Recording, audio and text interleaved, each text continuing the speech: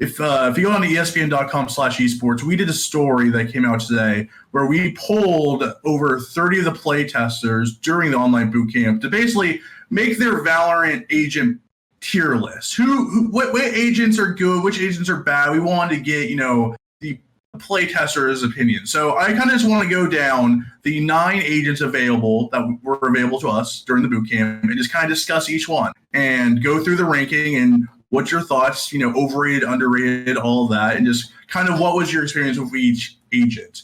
So ranked number one, 58% of the pollsters put this guy top 3 high tier in their rankings. By far number 1 was Phoenix. Yes. I think it's a very 1-to-1 when it comes to CS. I think a lot of CS people could just pick him up very easily. So what were you guys' opinions on Phoenix?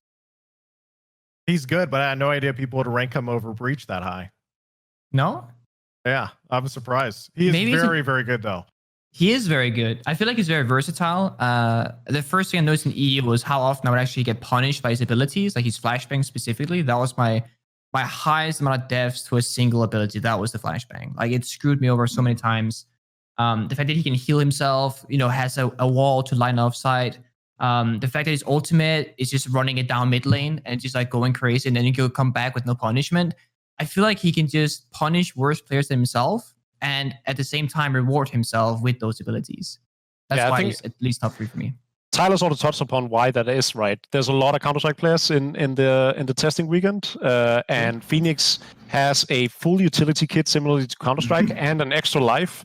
So, the fact that he has a smoke grenade in some sense that damages and heals. He has a Molotov, he has flashbangs, and he can have 8 seconds of invulnerability or immortality in a sense, and then TP back to where he started that ultimate. Those things are just incredibly good for side taking and angle peeking and whatnot. So it's not surprising that Counter-Strike players especially would feel compelled to say, this guy has it all, right? I still think everything will change over time, and I think those rankings will, in a month from now, already look drastically different.